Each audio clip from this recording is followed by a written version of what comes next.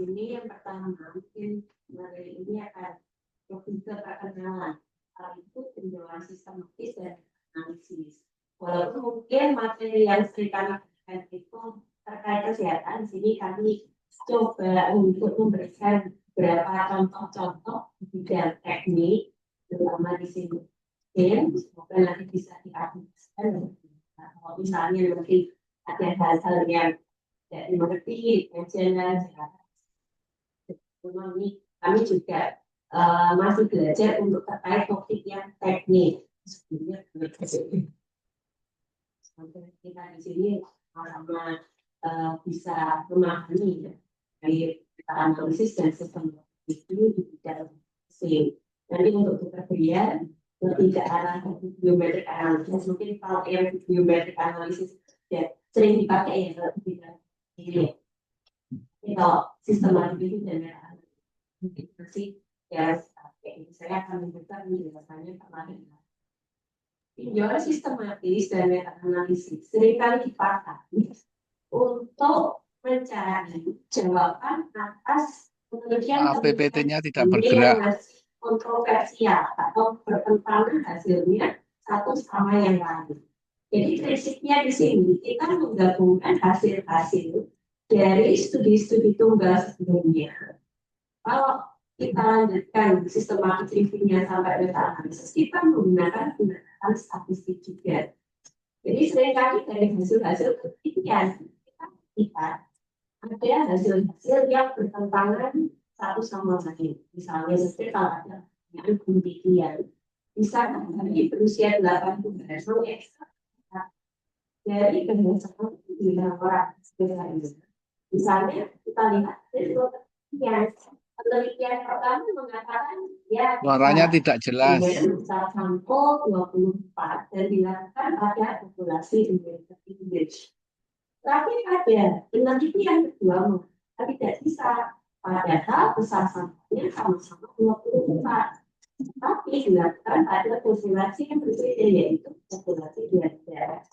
Jadi kalau kita lihat penelitian di berbagai bidang sosial, pendidikan dan sebagainya, seringkali kita lihat hasil penelitiannya beda, walaupun penelitian itu sama.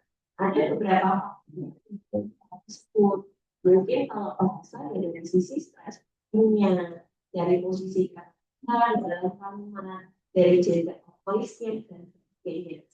Saya yakin di sini di bidang teknik pun mungkin ada juga beberapa penelitian yang ini penelitiannya tidak signifikan, yang semuanya signifikan, yang ini bilang nilainya sekian, yang ini bilang nilainya sekian, sekitar seperti itu. Mungkin model penelitian itu sama.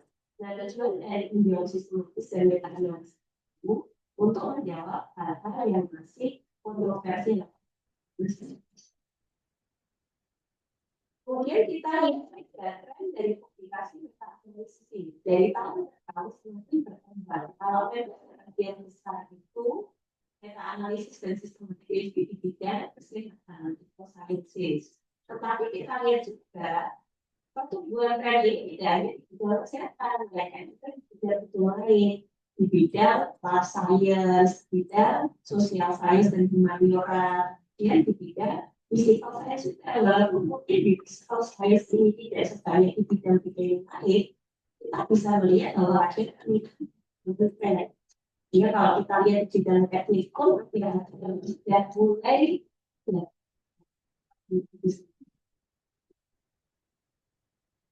jadi prinsipnya di dalam pembuatan sistematik dan meta analisis ini, kita mengidentifikasi adanya suatu dan pertanyaan penelitian.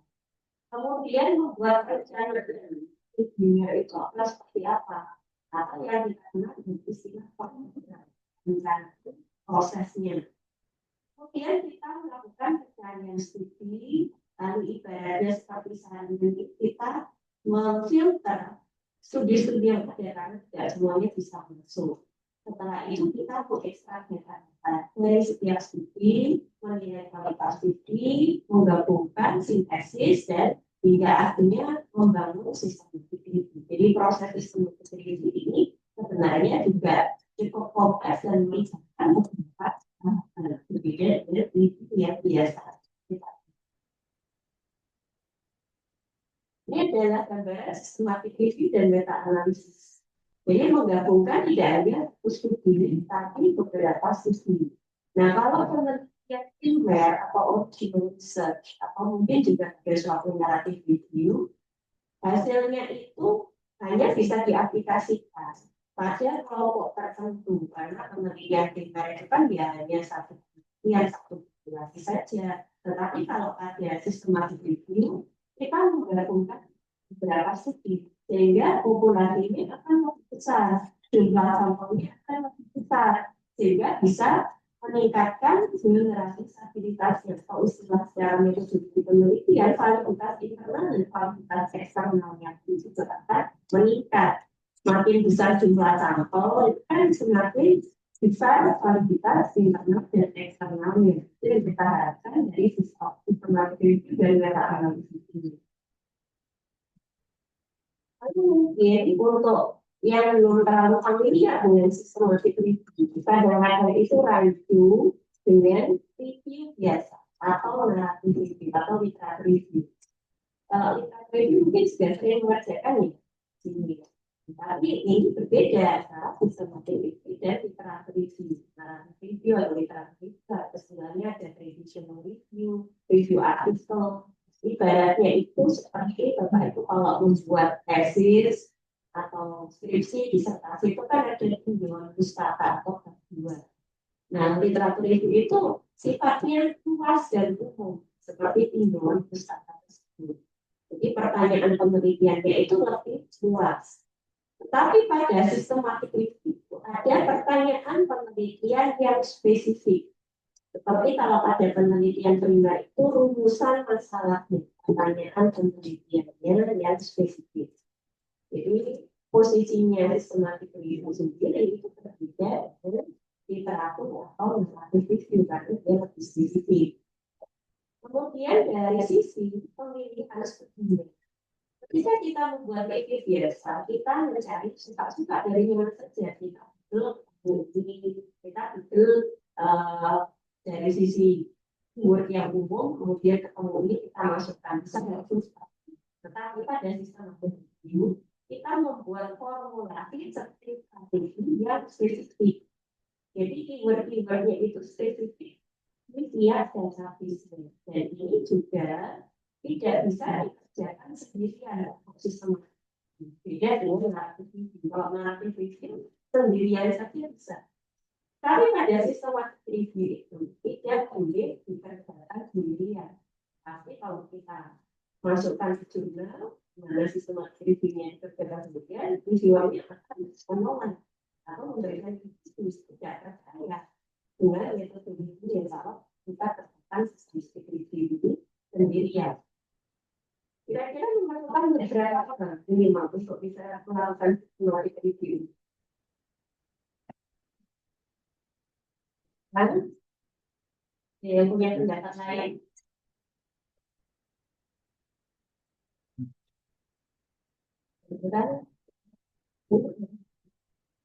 Jadi minimal itu setidaknya dilakukan oleh 3 orang. 2 orang itu yang mengerjakan prosesnya, terutama di sini yang memerlukan proses berdua ini adalah proses filter artikelnya dan penilaian kualitas video hingga ekstraksi datanya. Tidak bisa dikerjakan sendirian. Memang tapi boleh lebih dari itu, boleh kalau misalnya tempat bisnis. Nah, nanti yang tidak itu mengerjakan proses itu lebih ke bertindak sebagai penengah, memberi solusi kalau ada ketidakcerdasan antara 2 orang tadi. Ini seringkali kita temui kalau misalnya tadi kita menilai suatu artikel ini harusnya masuk kriteria instruksi. Yang ini penilaian kedua menganggap harusnya tidak masuk, harusnya dikeluarkan. Nah, tapi ada perbedaan jelas ini supaya kita mendapatkan hasil yang objektif, maka diperlukan orang kita yang perlu memutuskan apakah ini harusnya suatu perbedaan. Misalnya dari sisi penilaian kualitas studi, dari sisi penilaian ekstraksi data, bisa terjadi perbedaan pendapat antara dua orang. Hanya ditemukan orang ketiga yang menangani dan orang kedua. Jadi sebenarnya prosesnya tidak dilakukan sendirian. Kalau misalnya mau nambah orang lagi, ada dalam prosesnya. Cuma ini melibatkan sisi manajemen konflik juga. Artinya kalau semakin besar timnya, mungkin akan ada yang kerja, mungkin akan banyak perbedaan. Jadi silakan pokoknya minimal ada 3 orang. Mau lebih dari itu tidak masalah. Timnya berjalan secara efisien. Kemudian dari sisi penilaian kualitas studi, nah ini kalau pada penelitian kesehatan itu ada proses critical appraisal dan penilaian kualitas studinya. Tapi kalau saya lihat di penelitian yang sifatnya non kesehatan seperti sosial humaniora maupun fisika teknik dan sebagainya itu syarat yang penilaian kualitas studi ini lebih populer. Jadi tidak terlalu strict dari sisi penilaian kualitas studinya karena memang belum ada instrumen yang pasti beda dengan penelitian kesehatan.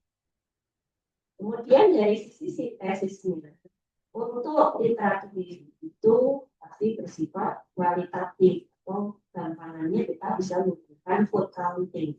Nah untuk yang sistematik review, kalau misalnya kita lanjutkan dalam analisis statistik itu menjadi meta analisis. Jadi posisi antara sistematik review dan literatur itu seperti ini. Karena proses sistematik review itu lebih kompleks dibandingkan literatur review, posisi konfidensnya itu lebih tinggi. Sebenarnya ada beberapa metode review lainnya ya, review. Tetapi memang yang sering itu adalah bagi itu literatur review. Prosesnya yang paling kompleks adalah sistematik review ini, makanya tingkatannya ada di review ya. Jadi kalau tadi itu biasa literatur itu membuat sampling tentang topik yang luas. Tidak ada aku yang khusus, tidak ada kriteria yang khusus, database-nya juga bebas mau mencari saja. Kemudian tidak ada keyword khusus yang spesifik, boleh sendirian. Nah untuk sistematik ini lebih kompleks.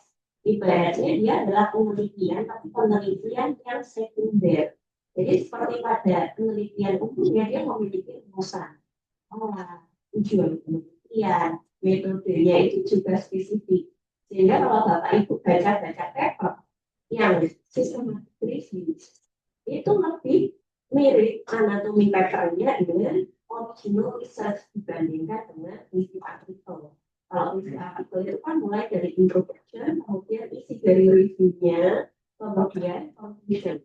Tetapi kalau pada sistematik review, dia ada introduction, kemudian material and methods, kemudian research, discussion, baru conclusion. Jadi anatomi papernya sendiri itu beda. Akhirnya itu spesifik pada sistematik review.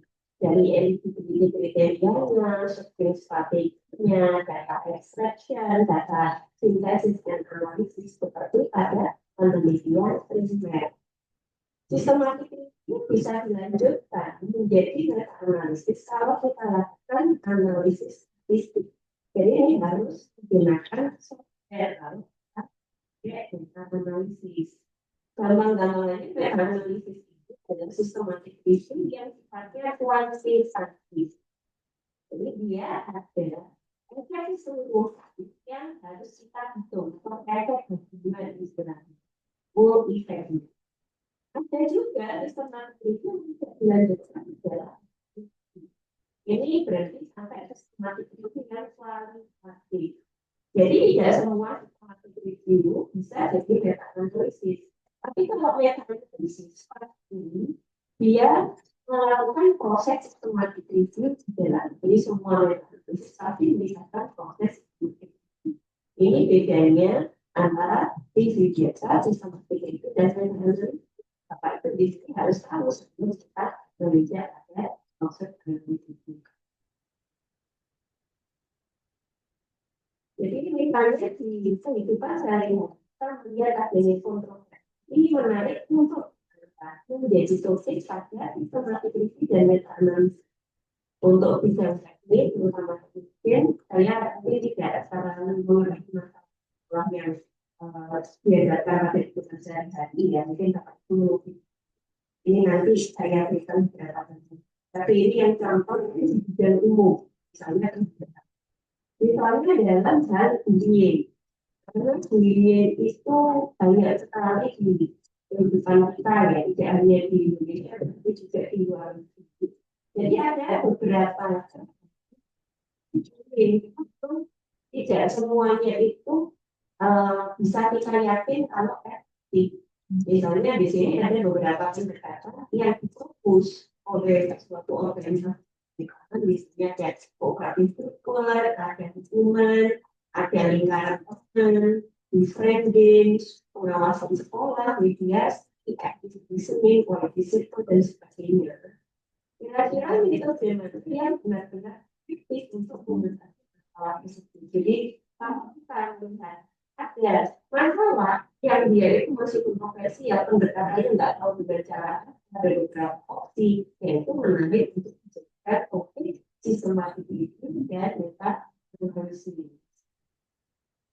Ini contohnya beberapa kontroversi di bidang metode. Jadi saya coba dari nanti Bapak Ibu juga bisa mencatat dengan kayak gitu. Misalnya kalau kita melihat ada hasil yang masih konflikting terkait metode lubrikasi yang memberikan performa optimal terkait aplikasi dry, solid, dan metode lubrikasi lain yang memberikan efek paling bagus atau paling bagus, misalnya kita lihat dari sisi beratnya, atau friksinya, mulainya, paling bagus kira-kira, yaitu menarik untuk kita sebagai topik sistematik riset dan meta-analisis. Contoh lain kontroversi antara manufacturing versus conventional manufacturing. Tapi lebih baik dari sisi mechanical strength-nya, versus cost effectiveness-nya, ini menarik untuk bisa kita bandingkan. Coba Bapak Ibu melihat fenomena yang terjadi di sekitar. Mungkin kalau sekarang yang lagi tesis ini, dua tiga, dia fenomena ya, masalah yang sangat yang dia di kehidupan sehari-hari dari sisi perspektif tadi bagaimana itu menarik untuk diangkat menjadi topik sistem. Nanti juga selain dari yang punyanya. Contoh lain perbandingan durabilitas dari komposit material kasus kita di bidang atau aplikasi otomotif atau aerospace. Kira-kira mana yang performance long term-nya lebih bagus, lebih cost efisien pada high stress environment. Contoh lain dari sisi perbedaan cooling teknik. Ada mesin operation, ada macam-macam cooling teknik, ada misalkan baik cooling, flat cooling, minimum quality lubrication, kita lihat dari sisi cutting temperature-nya, surface roughness-nya, bulannya kira-kira. Ini nanti beberapa contoh, misalkan contoh turbin design horizontal atau vertikal yang baik. Kemudian antara dikulik pneumatic system, nanti lebih efisien secara energi dan sebagainya. Ada banyak yang bisa dibandingkan. Kemudian untuk dari tinjauan sistematis dan meta-analisis itu apa saja? Karena tadi tidak hanya kita masukkan di dalam analisis, itu akan lebih meminimalisir pengaruh dari error atau biasnya. Itu kekuatan statistik, generalisabilitasnya lebih kuat. Jadi powernya secara penelitian tinggi. Kemudian kalau dari sisi peneliti, nah ini berdasarkan pengalaman tadi ya, paper-paper untuk sistematik dan metode analisis itu cenderung juga diterima di jurnal-jurnal yang tinggi. Karena justru kalau kita bersaing di bidang penelitian primer dengan peneliti dari luar negeri di negara maju itu agak susah. Mereka biasanya kalau penelitian itu berapa itu sampelnya bisa ratusan juga ribuan. Pemeriksaannya pun canggih, berbagai macam diteliti. Tapi kalau di Indonesia itu karena mungkin dana resourcesnya tidak sesuai di luar negeri untuk mengumpulkan sampel pun itu dapat berapa puluh itu sudah susah payah. Nah ini kalau kita sistematik itu meta analisis tidak memerlukan modal yang besar. Jadi cukup untuk manis di depan laptop saja, jurnal-jurnal yang sudah dari universitas tidak memerlukan sumber daya yang besar, tapi kita bisa membuat paper yang setara dengan kualitas paper meneliti dari luar negeri dari negara. Jadi kalau Pak Ibu melihat teknikal publikasi saya ya, yang banyak bisa jurnal sistem itu dan meta analisis dan biasanya juga lebih mudah, lebih banyak untuk visitasi dibandingkan penelitian kemudian. Lalu dari sisi produktivitas itu lebih praktis, mudah, tidak perlu kemana-mana, tidak perlu mengurus izin sana sini, tidak perlu biaya ekstra dalam biaya material dan sebagainya.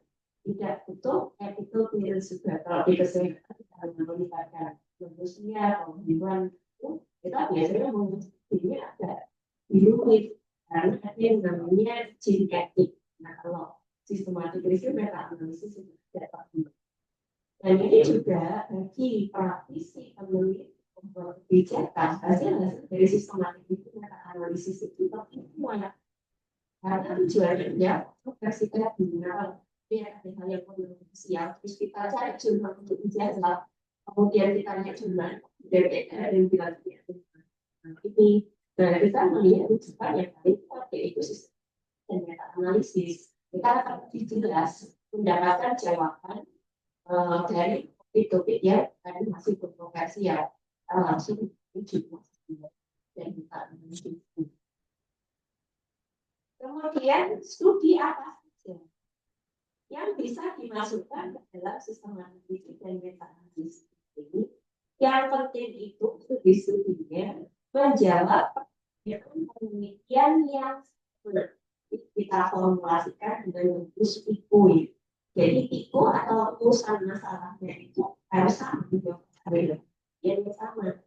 Kemudian harus penelitian primer, artinya kalau ada review itu tidak bisa kita masukkan ke dalam input sistematis kita, harus berupa original research atau penelitian primer. Nah, yang perlu jadi catatan kalau dalam analisis itu harus ada efek yang sama. Kalau sistematik review tidak sampai meta analisis itu tidak harus mereka memiliki parameter yang sama.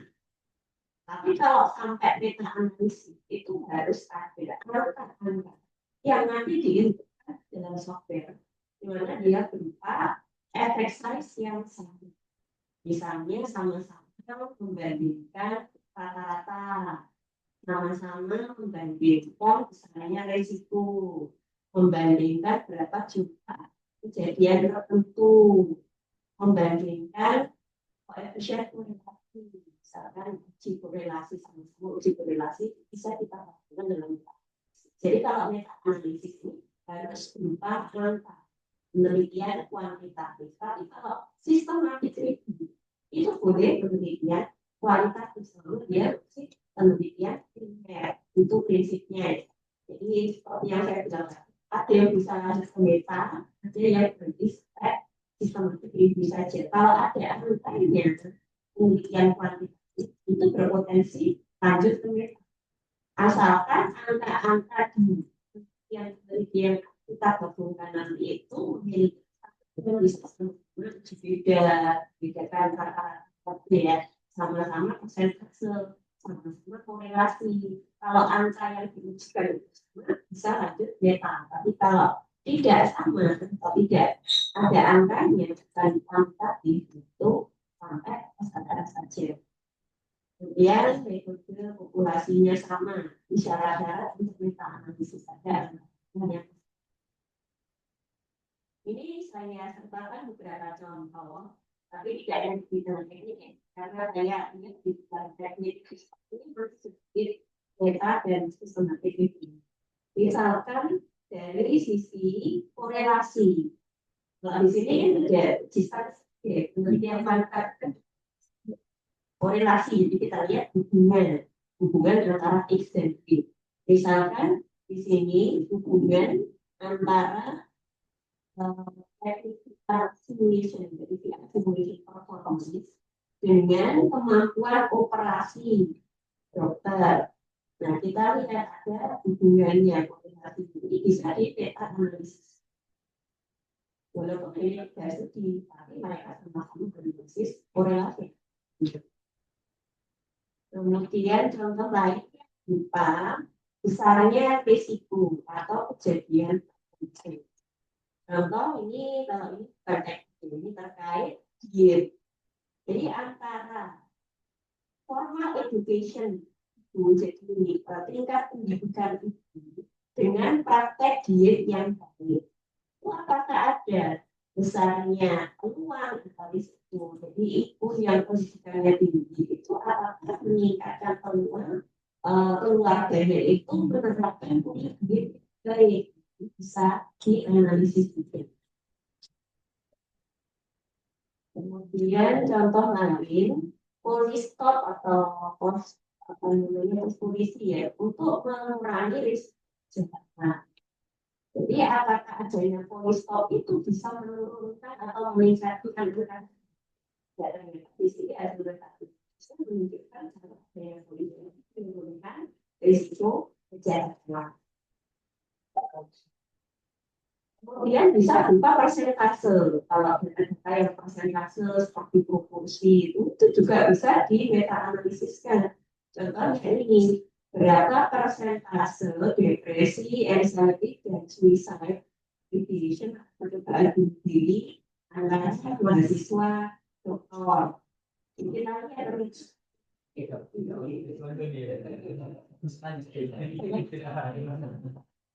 Hanya sebagai ide aja. Ya,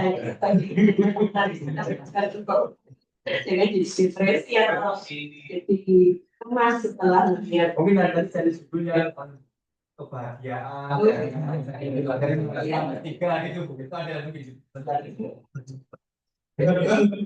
Next. Jadi artinya yang simpel-simpel seperti persentase di meta analisis kan.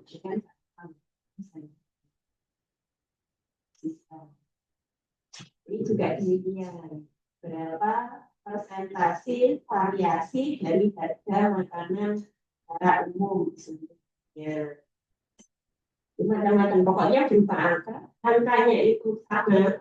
Berkasus sama-sama rata-rata sama-sama itu ya bisa dalam meta analisis. Ini juga demikian. Ini berupa sejarah ini dari sisi teknis sipil dalam bahasa. Jadi ini perbedaan kemampuan self healing dari sementitus material. Sementara material yang kurang dari 75 mikron besarnya itu bisa dari 75 mikron. Perbedaan dari sisi self healing kapasitasnya. Nah, ini bisa dimeta-analisiskan. Caranya berupa dan standar deviasi. Terus tinggal dibandingkan. Jadi silakan nanti bisa dicari sendiri, terutama yang penelitiannya tentang penelitian kuantitatif itu bisa sampai meta analisis. Tapi kalau tidak, yang apa sistematik aja. Kalau sistematik itu kita tidak tidak sampai analisis statistik atau membutuhkan angka. Intinya seperti itu. Kemudian ada sistematik itu dan meta analisis itu seperti berikut. Seperti penelitian primer, kita harus menentukan topik terlebih dahulu, topik penelitian yang mau diangkat apa. Nah, ini juga harus cek dua hal. Dan ini biasanya bagian yang paling susah ya, jadi kita penelitian primer kan juga susahnya di sini juga topik, nah tentu saya juga lagi apa. Jadi ini penentuan langkah-langkah. Itu yang dicek di sini paling krusial mengecek lokasi atau gangguannya. Lapangannya di sini sudah ada sistematik review yang serupa dengan punya belum di jurnal. Karena itu misalnya sudah ada.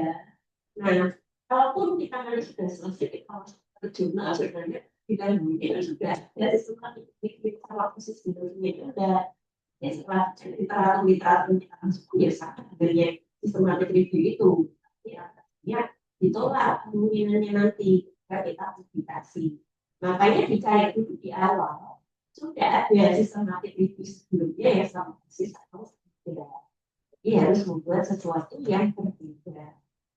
Lalu hal kedua yang harus dicek di sini, karena kita ini mengerjakan penelitian sekunder, kita bergantung pada ketersediaan penelitian primer. Kita kan mengumpulkan penelitian yang dipastikan sudah ada penelitian belum, penelitian sudah punya ide, sehingga oke baru belum ada basis penelitiannya, atau bicara penelitian primer juga belum ada basisnya. Jadi harus balance baruan itu jadi belum pernah ada sisa sebelumnya dan sudah ada primernya itu mutlak harus dicari ketika membuat sistematik review sebelumnya.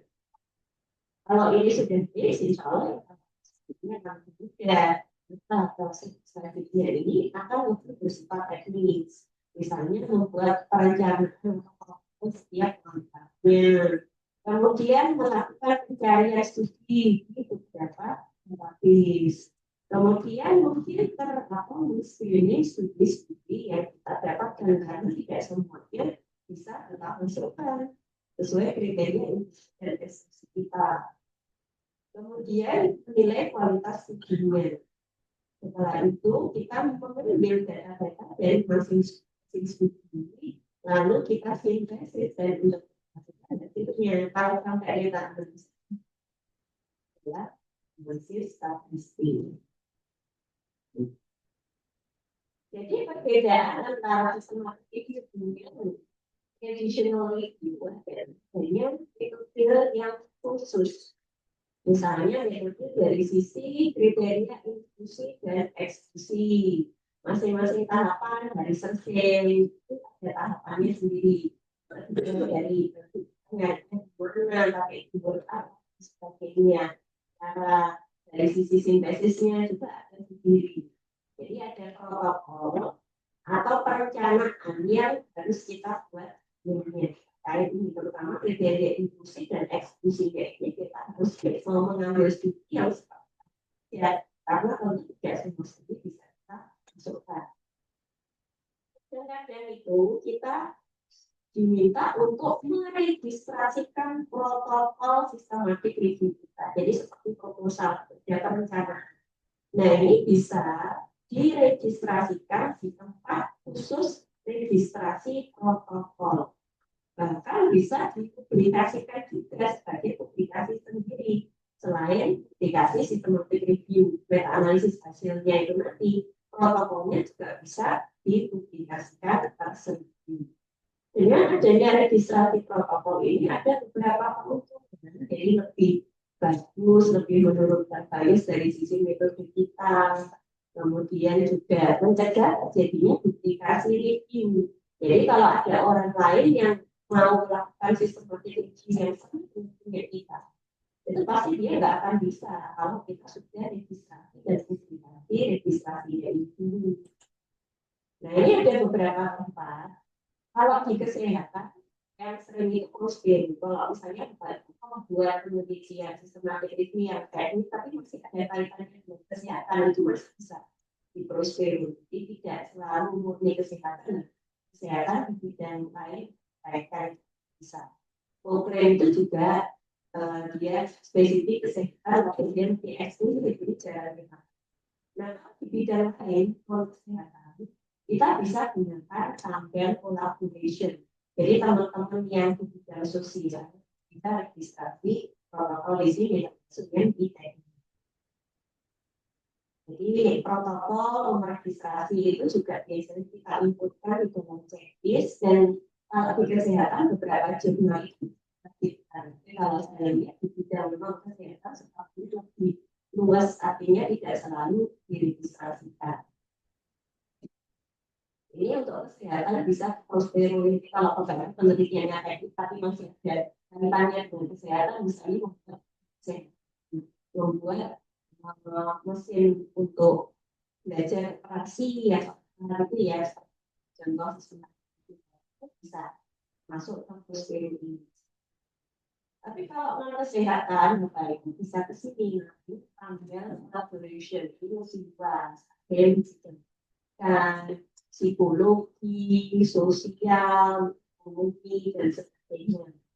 Nah ini juga bisa dipublikasikan tersendiri. Artinya protokol ini tidak wajib diregistrasi, tapi kalau mau kita registrasikan tidak ada keuntungannya bisa dipublikasi tersendiri sebagai protokol. Misalnya ini di Campbell Systematic Review, dia tempat registrasi tapi juga bisa dipublikasikan sebagai paper. Misalnya seperti ini protokol berbagai ke Systematic Review.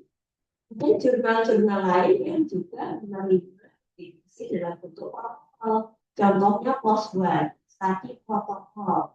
Jadi ini dari protokol tidak sampai result dan seterusnya itu. Tapi dia juga sudah bisa dipublikasi sendiri. Publikasinya double untuk protokol sendiri, untuk hasilnya nanti sendiri juga termasuk double publikasi karena ini adalah publikasi yang berbeda.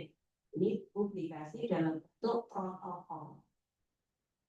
Jadi silakan, ini nggak wajib ya, kalau mau registrasi juga nggak apa-apa.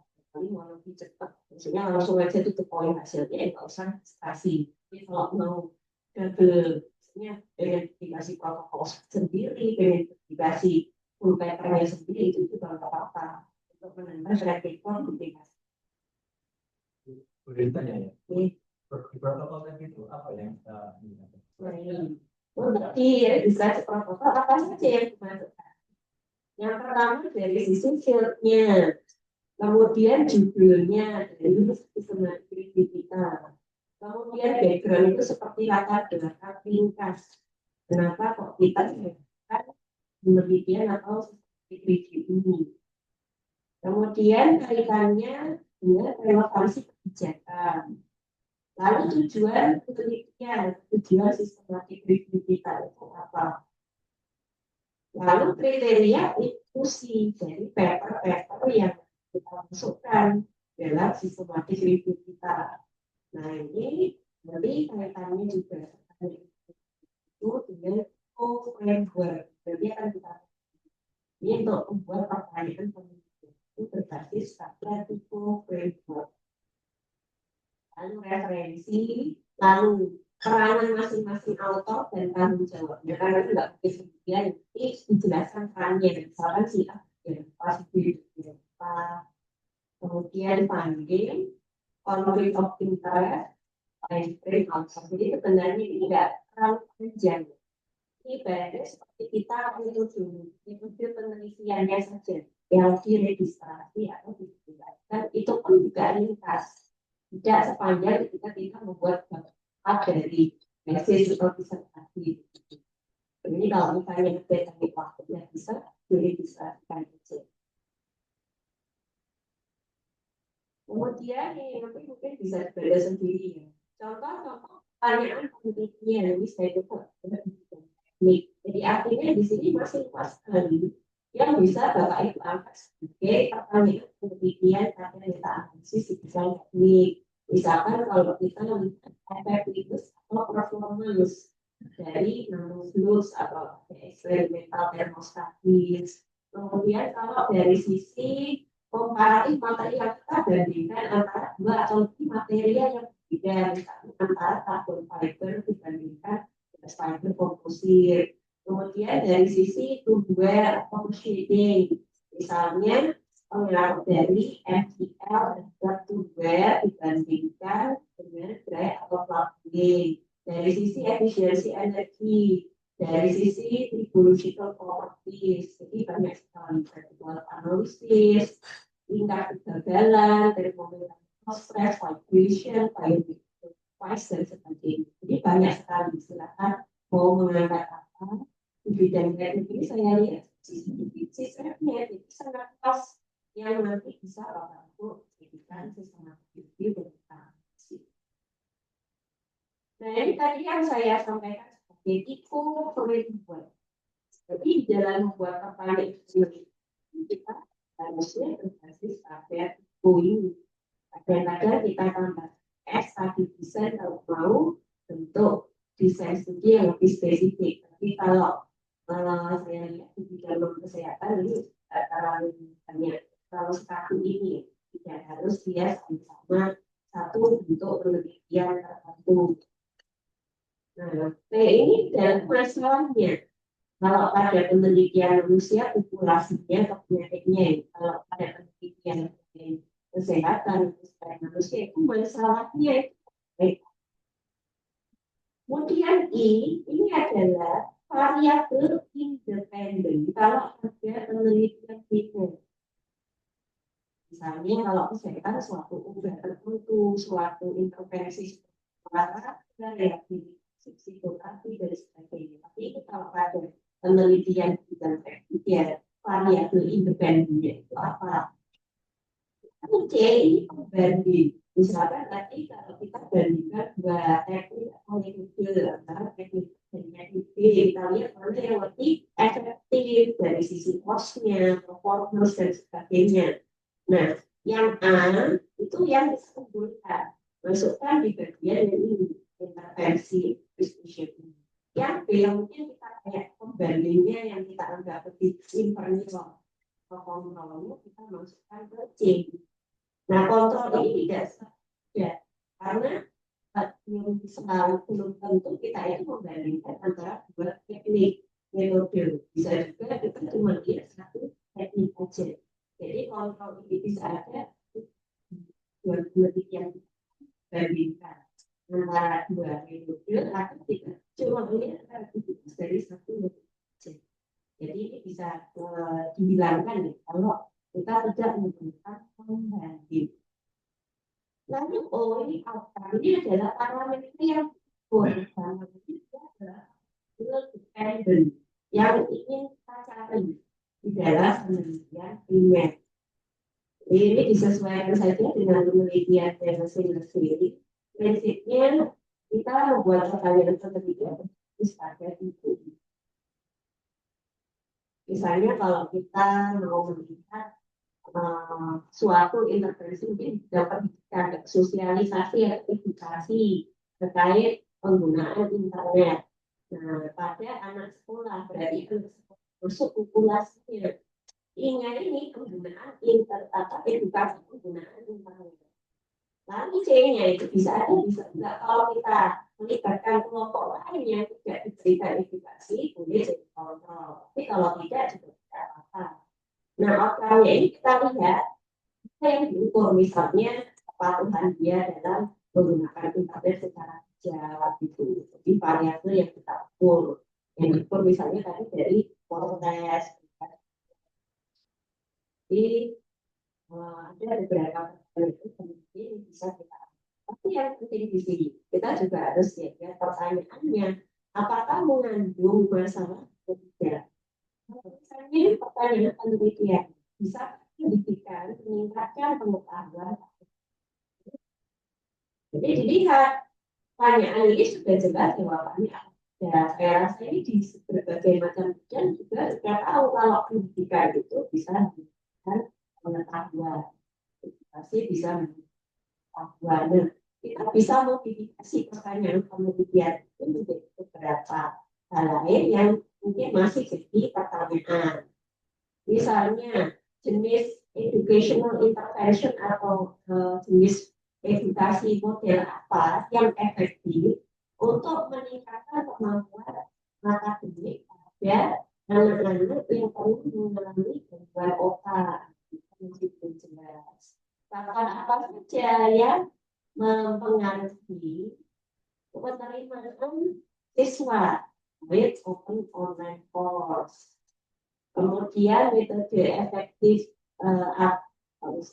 apa saja efek dari active learning pada kemampuan siswa di Asia atau STEM.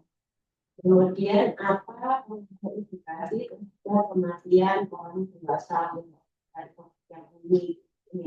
Demikian juga kalau dari sisi teknik, misalnya bahan apa saja yang digunakan pada struktur aerospes. Nah, ini kan terlalu deskriptif dan terlalu luas. Ini akan lebih cocok kalau kita buat seperti review biasa. Nah, kalau pertanyaan penelitian pada sistem aplikasi itu yang beda. Kita membuat penelitian pada review biasa. Review biasa kalau pada penelitian yang berupa sistematik itu lebih spesifik, misalnya ini bagaimana ketika dari vitamin loss dibandingkan kalau loss kalau kita pakai sebagai komponen struktur space. Jadi harus jelas pembandingnya, populasinya. Jadi lebih enak kalau itu nanti bikin seperti ini. Ini yang namanya info. Misalnya ini di bidang pendidikan. Pengen mahasiswa satu. I-nya full online learning. C-nya traditional face-to-face classroom. O-nya dilihat IPK-nya, misalnya IPK anak-anak yang masakan di COVID yang full online learning dibandingkan IPK anak-anaknya tidak full online, jadi zaman sebelum pandemi COVID atau setelahnya yang full offline. Kita lihat perbandingan IPK-nya, apa exam scores-nya. Contoh lain kalau pada karyawan kantor, misalnya pada karyawan kantor di high stress industry, terus kita suatu workplace bagus program kayak program kesejahteraan, terus C-nya dan ini tanpa program kesejahteraan, O-nya kita lihat level dan karyawan. Bisa juga kontrolnya tidak ada, kalau misalnya melihat korelasi antara jam yang dihabiskan di media sosial dengan aktivitas performance. Jadi populasinya high school students ini adalah jam yang dihabiskan pada sosial media sekali. Kemudian kontrolnya tidak ada, kontrolnya tidak di performance. Jadi Bapak itu bisa buat seperti ini ya. Contohnya ini dari sisi mechanical engineering. Misalnya kayak saya buat sistem, material, struktur, atau komponen engineering. Kemudian ini adalah suatu teknik yang akan kita tes, teknik material modifikasi. Dibandingkan dengan metode yang standar. Lalu outcome-nya, kita lihat efisiensi, stress, dan sebagainya. Jadi Bapak bisa buat seperti ini. Walaupun J-nya nggak ada, itu jadi kita tahu mau bahas di bidang apa, lalu intervensi atau variabel independen apa, variabel independen apa. Ini yang harus dibuat. Contohnya, ya, masih proses metodologi. Ini publication dibandingkan flat publication atau backdating bisa meningkatkan query, surface toughness, surface temperature, buat seperti ini. Mestinya di sini kan tidak punya urusan skala masing-masing, tidak dibandingkan sebenarnya dituangkan dalam juga sistem. Ini juga demikian, misal kalau kita angkat mengikuti apakah yang saya bisa lebih efektif, efisien, hanya disumpah. Jadi silakan nanti bisa dibuat. Kalau ini ada konteks lainnya, ini alternatif dari PICO dan itu SPICE. SPICE ini melibatkan setting, perspektif, intervensi, comparison, dan implementation. Tapi sebenarnya prinsipnya sama seperti PICO tadi. Jadi setting dan perspektif itu ya yang problemnya itu. Kan ada students di high school di UPN Jakarta. Intervensi ya tadi variabel independennya, comparison independennya, dan evaluation variabel independen. Jadi nanti Bapak Ibu bisa bikin di tabel. Iku saya apa mau mengangkat tema tentang apa tabelnya variabel independennya apa variabel independennya. Nah nanti bisa dicek untuk menentukan variabel yang kita buat, iku yang kita buat nanti terlalu luas sedikit caranya sedikit browsing pastikan berapa hal tadi sudah ada sistematik reviewnya atau belum, sudah ada penelitian primernya belum. Kalau saya buat iku saya seperti ini kira-kira nanti banyak tidak. Kalau misalnya terlalu sedikit mungkin pertanyaan penelitian kita terlalu spesifik bisa dibuat lagi. Tapi kalau misalnya nanti ketemunya terlalu luas, terlalu banyak, kita bisa lebih sempitkan lagi topiknya. Nah, ini harus dikerjakan bersama-sama tapi yang lain. Prinsipnya itu kita bisa mendapatkan jumlah video yang cukup. Dan nanti bisa kita lihat juga, kira-kira memungkinkan untuk dilakukan sampai meta-analisis sampai sistem review saja. Kalau kita lihat dulu ada data-data sekiranya observasi dengan data-data itu bisa sampai analisis. Tapi kalau kita lihat sebenarnya bentuknya macam itu data. Jadi kita bisa review saja. Untuk itu kita harus banyak membaca, banyak pusing untuk menentukan masing-masing konflik ini. Karena bisa berhasil waktu tertentu, karena bisa kita berhasil waktu tertentu. Bahasa mungkin bisa jadi pertimbangan kalau kita lihat di kesehatan itu ada terapi yang dia hanya banyak tradisional kayak seperti jadi apa itu dari spesifik juga ya mungkin bisa dibatasi bahasa di negara itu misalnya di negara-negara tertentu misalnya kalau di beda itu banyak dia punya spesifik seperti HIV malaria mungkin ada di Indonesia bisa kita di negara nanti bisa kita lihat kemudian kita buat kriteria dan eksekusi sesuai itu yang sudah kita buat tadi. Misalnya kalau saya mau mindfulness based metode psikologi, psikoterapi untuk menurunkan stres di masa pandemi. Ya saya buat tipenya dan saya tipenya dewasa. Ini adalah pemberian psikoterapi tadi mindfulness based kita ini kontrolnya menggunakan kontrol aktif maupun pasif. Kemudian outcome-nya variabel. Variabel berbedanya menggunakan instrumen validasi untuk data itu sebagai NVIDIA. Nah, kemudian dikasih tambahan-tambahan lain, misalnya waktu karena kita kayak topik itu dibahas sejak di launching. Kemudian kalau dari sisi eksekusi, kriteria eksekusi lebih terlalu katanya. Jadi kriteria eksekusi ini bukan lawan dari kriteria infusi, tapi apa yang data-data itu tidak atau menjadikan hasil yang lebih dimasukkan kriteria infusi. Misalnya ini contoh yang saya ambil dari penelitian kita elektronik. Kriteria eksekusinya studi tentang apa? Misalnya studi tentang electricity di rumah-rumah. Jadi energy consumption, konsumsi energi tahunan itu keluarkan karena itu menjadi residensial. Kemudian yang menarik perubahan behavior terkait keuangannya, efisiensi dan keuangannya.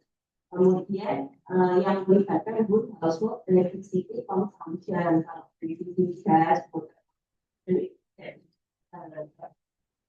kemudian penelitian kuantitatif, jadi karena yang mau bikin peta analisis dia hanya yang kuantitatif saja, dengan komparator, banding, treatmentnya juga sudah.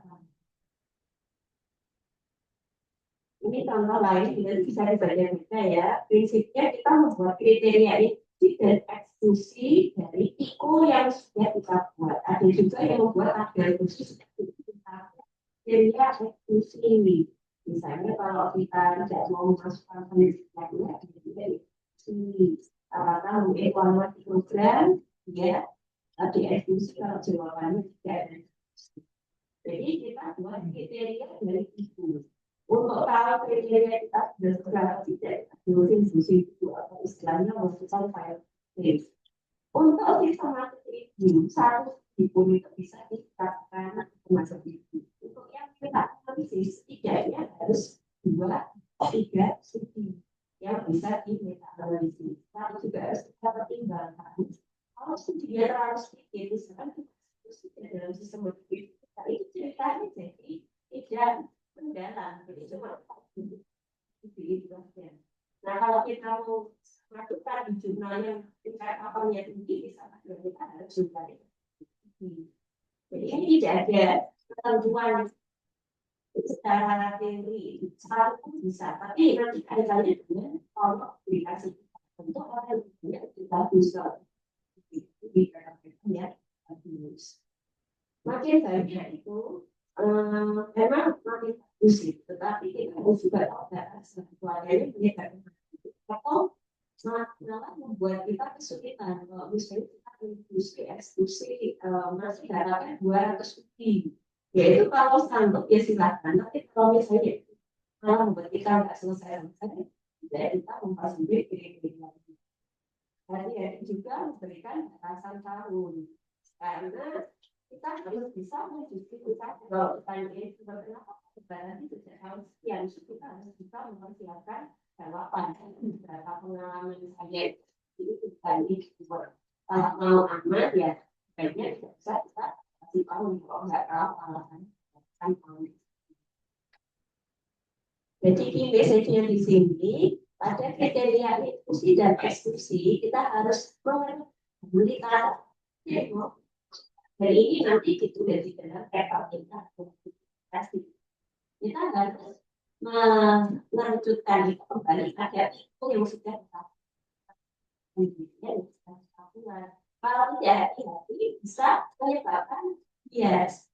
Jadi ini harus hati-hati kita terapkan secara konsisten. Masing-masing tim anggota tim itu yang sama. Jadi sisi itu harus dari pulau itu si A itu yang masuk untuk si B dia tidak masuk, dia harus seragam sisi prosesnya. Dan kalau misalnya ada perubahan harus dicatat untuk menjadi transparansi dan verifikasi. Ya mungkin beberapa beda yang bisa dipelajari kalau mau belajar lebih lanjut tentang tambah sedikit mungkin saya tunjukkan contoh ya. Meta-analisis di bidang teknik misalnya ini membandingkan conventional versus robotic assisted laparoscopy dari sisi cost effectiveness ini beda rata-rata cost pada robotic versus laparoscopy seperti kemudian ini membandingkan antara robotic experience versus laparoscopy. Ini contoh lain membedakan. Kalau ini sensitivitas uji diagnostik, uji performance juga bisa, uji performance antara analisis bisa dianalisiskan. Ini bukan meta analisis, tapi contoh penelitian yang bisa dimasukkan. Misalnya ini penelitian seperti ini bisa dimasukkan. Jadi bisa dari lanjut terkait masih warming up ya kenalan sudah pusing. Di sini ada penelitian kuantitatif itu bisa sampai meta analisis kalau ya seragam dari sisi efek kalau ini teman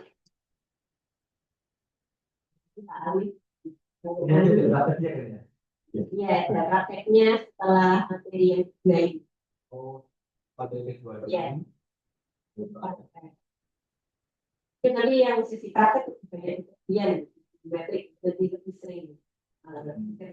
Untuk ini nanti praktek sersing, pembuatan buku dan kalau praktek penggunaan statistiknya untuk meta analisisnya, itu. Oh itu besok. Saya ada bisnis ya ada software ya.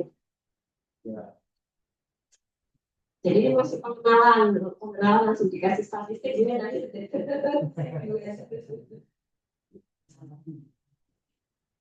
Itu butuh berapa lama ya kalau bikin satu data analisis? Itu waktu dan tenaga. Kalau itu tadi timnya punya 3 orang gitu kan, ibu. Bulan bisa sih. Bulan ya. Bulan ya.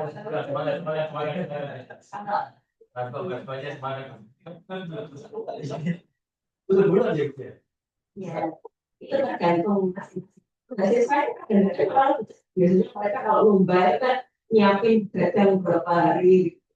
Saya lihat lomba belum mahasiswa. Oh, saya kira lomba meta analisis tuh. Dari Sampai paru nggak mahasiswa dengan bikin analisis seperti berapa ya sudah jadi lembur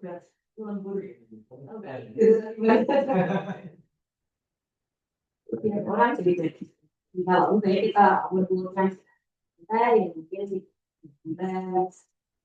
mungkin kalau cepat dari itu tidak terjadi.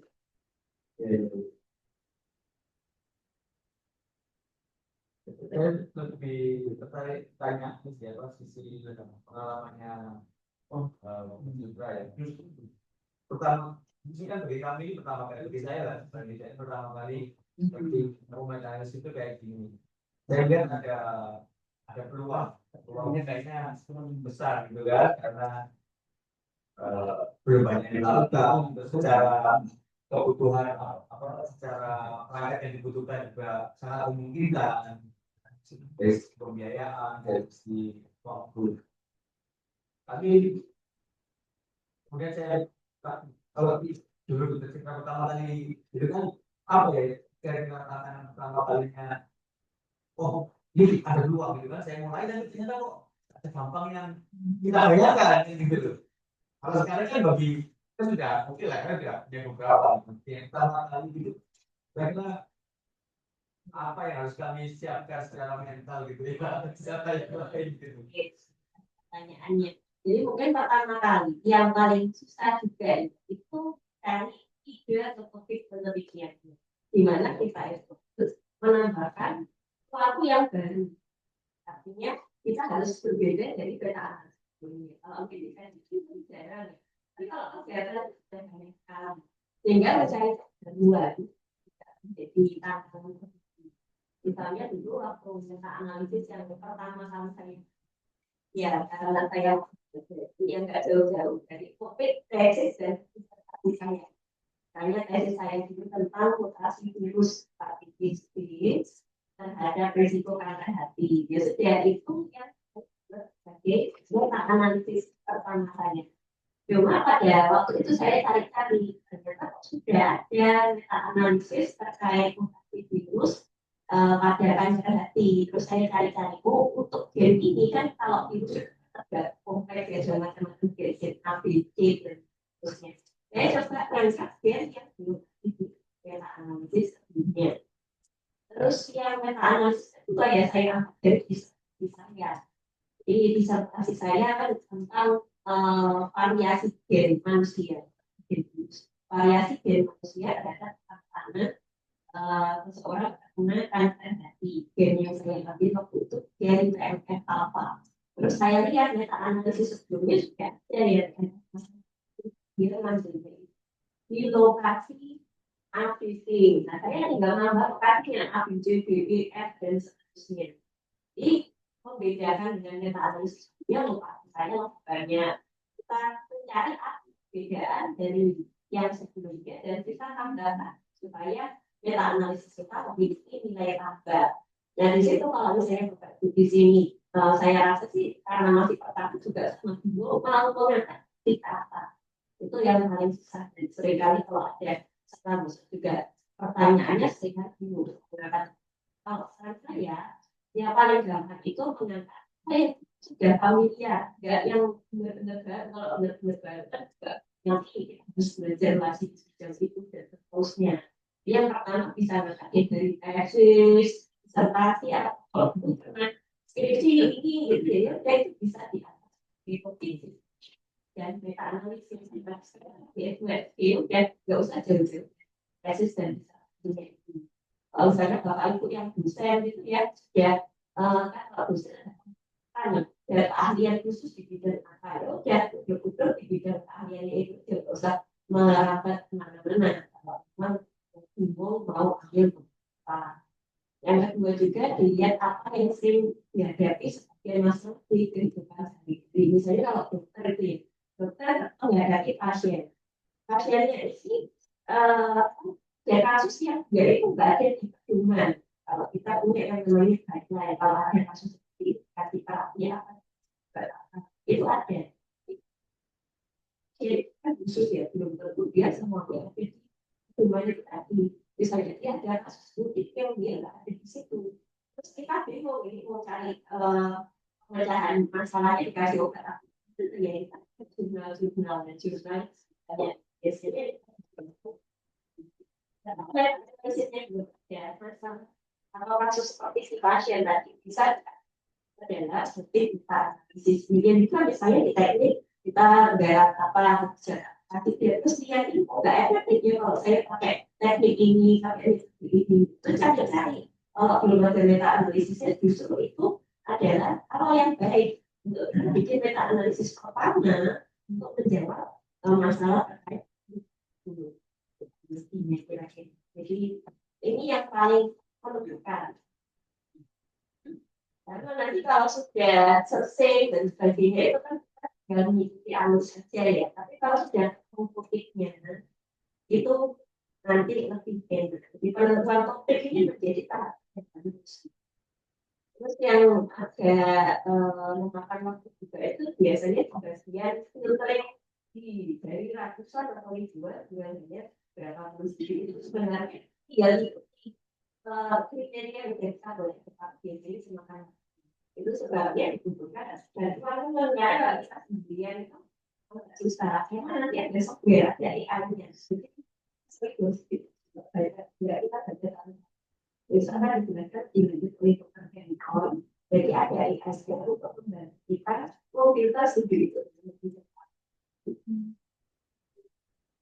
sudah kita analisis sebenarnya gampang karena kita menggunakan dari dalam kaca itu justru susah deh.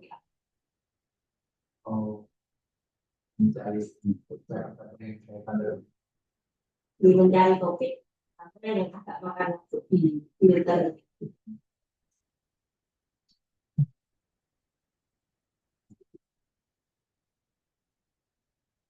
Mungkin nanti bisa dituliskan di ini ya, namanya di Word atau di mana itu. Jadi saya mau buat itu tentang apa? Itu dituliskan aja. Topik. Ya di sini mungkin saya sedikit melanjutkan. Kalau sudah menentukan topiknya, terus kita eksekusi. Kita melakukan searching atau pencarian studi di beberapa mungkin tidak terlalu banyak. Jadi prinsipnya dalam pencarian kita harus seimbang antara rekor dan presisi. Presisi itu ketepatan artikelnya itu benar-benar dengan kriteria kita atau tidak. Sensitivity rekor adalah banyaknya apa itu kita itu dapatkan gitu. Ini harus seimbang. Kalau hanya rekor yang tinggi spesifisitinya atau precisionnya kita dapatnya banyak tapi tidak semuanya dengan kriteria yang sesuai. Tapi kalau kita presisinya tinggi, kalau tidak, itu dapatnya sangat sedikit mungkin biasa. Jadi sistematik review itu membutuhkan pencarian yang komprehensif dan besar. Prinsipnya itu kita dapatnya banyak, tapi juga sesuai dengan kriteria inklusi dan eksklusivitas. Disinilah ini. Nah, kemudian untuk database yang dicari itu gimana saja? Database-nya ini sebenarnya tidak ada main, tapi ya sebaiknya jangan hanya satu, kalau ada satu biasanya kita buat minimal 3 supaya kita dapat. Nah, ini ada macam-macam. Ada web of skills, fokus, kalau di kesehatan itu biasanya kita ya, tapi kalau pakai saya rasa jarang. Tapi IE explore itu banyak saya explore edukasi ada seni Inggris jadi itu di sini juga kalau browsing tapi siap privas fokus saya ini apa main jadi silakan mau mengambil database-nya bisa dipilih dari sampai sini ya sih disesuaikan yang digunakan oleh universitas nanti itu sama eksklusi. Nah, Google Scholar itu masih kontroversial. Jadi banyak yang menyatakan kalau dia itu harus hati-hati kalau kita pakai di super dia tidak konsisten Jadi dia itu dicoba terus jadi cari biasanya banyak sekali sampai ratus. Jadi terlalu luas. Ada juga yang non jurnal di situ. Jadi boleh tapi harus hati-hati. Untuk terapis nasional bisa diinfusi kalau pada kasus tertentu, misalnya kalau penyakit yang ada di Indonesia, atau di Indonesia bisa di nasional. Tapi kalau yang global gimana ya, kayaknya pakai terapis yang global saja. Mungkin kalau ini kan dari teknik di Indonesia, enggak mungkin tidak sampai terus yang spesifik di negara tertentu. Selain database, sebaiknya kita memasukkan satu atau dua sumber minimal dari sumber selain database. Tujuannya itu untuk menentukan risiko bias publikasi. Artinya gimana? Kalau jurnal-jurnal itu sudah PDB itu biasanya risiko bias publikasi. Artinya mereka akan suka menerima artikel yang hasilnya signifikan, yang hasilnya bagus-bagus aja gitu ya. Padahal belum tentu penelitian dan hasilnya signifikan. Penelitian tidak untuk dipublikasi alasannya kayak juga ada ini tidak jual jurnal ini. Itu kan alasan dunia. Nah supaya kita harapan kita mendapatkan hasil yang objektif bukan hanya ini hasilnya bagus kita hasil yang sebenarnya itu seperti apa. Nah kita masukkan juga dari sumber lain ya dari sumber lain referensi itu kalau kita mau tapi jurnal itu kan biasanya ditawarkan ya sebenarnya ya mau pasti sebagai referensi atau tidak. Itu bisa kita ambil sebelum makan yaitu masalah dan itu bisa lihat dulu hasilnya. Ini ada beberapa sumber lain, misalnya seperti perpustakaan secara manual. Mungkin kita tahu punyanya dosen, industri bisa masuk jadi tapi belum bisa jadi kamu bisa kemudian referensi dari sistematik itu data analisis lain dari website resmi kita bisa dari struktur, positif, teknik, disertasi itu juga bisa tinggal sebagai sumber itu. Hanya saja seperti yang namanya green literatur. Ini sebaiknya kita masukkan karena supaya kalau tidak memasukkan green literatur berapa kali juga akan bisa. Jadi silakan Bapak Ibu menyesuaikan dengan jurnal yang dilakukan oleh TS ini ada jurnal yang bisa silakan ini bisa kita sebagai di fokus saya dipakai di Indonesia. Nah di dalam melakukan pencarian menyusun keyword atau kemudian keyword itu nantinya akan dihubungkan oleh namanya boolean logic atau boolean operator.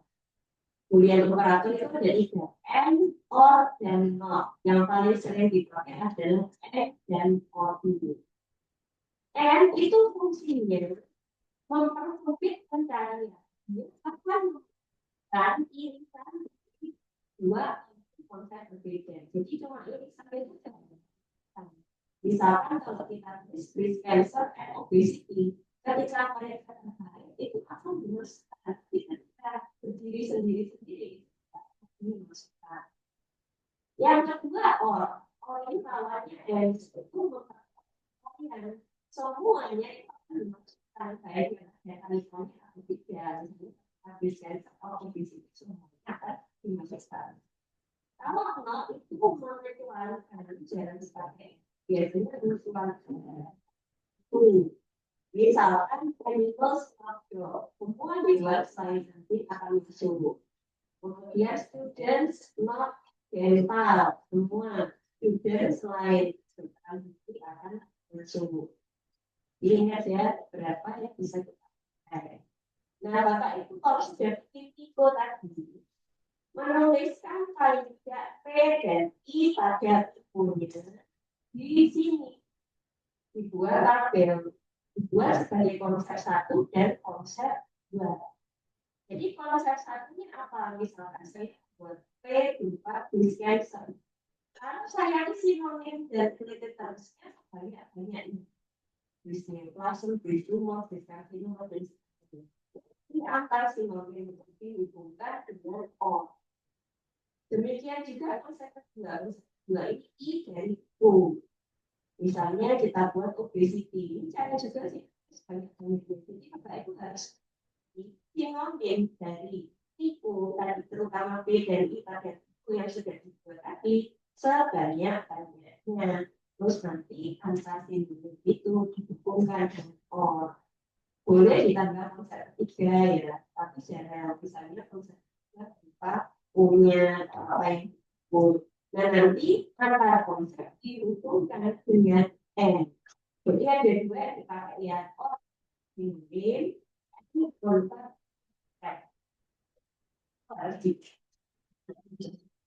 ini bisa menggunakan juga beberapa pilihan lain yang berbeda. Sebagai huruf yang berbeda adalah suara kata. Ada beberapa ejaan yang berbeda ya, tak benar dan British English misalnya randomize, ada yang pakai S, ada yang pakai contoh lain yang aku saya tadi kita lihat sih. Contohnya hemoglobin, ada yang tulis hemoglobin, ada yang hemoglobin. Terus ada hasil, jadi yang paling sering dipakai. Saya ini memerlukan kata-kata yang paling sama. Beda, misalkan NY asterik, semuanya itu banyak NY aku masuk B, pakai S, pakai E, S, semuanya akan masuk. Contohnya yang ini ada akan masuk. Jadi kalau Bapak Ibu tak ada variasi kata-kata yang berbeda, ini bisa itu. Lalu nier X ini akan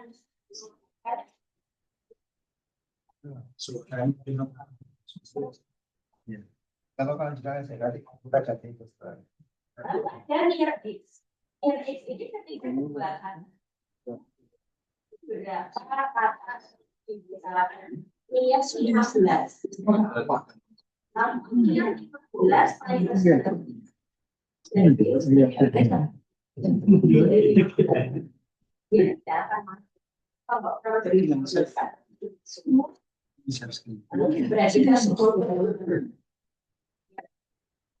beberapa styling ya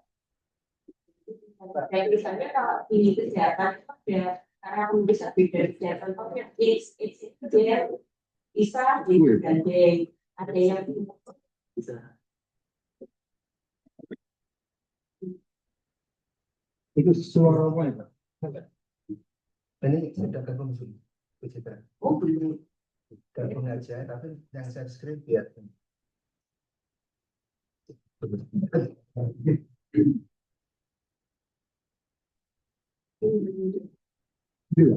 Zoomnya di anu kemarin. Yang saya dulu.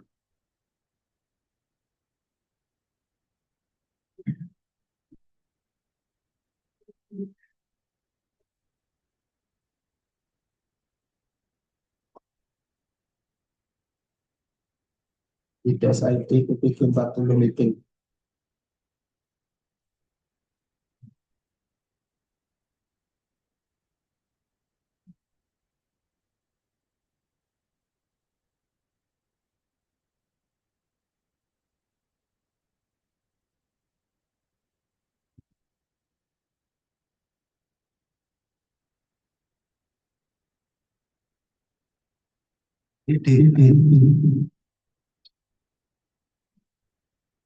Dimatikan suaramu, maafkan.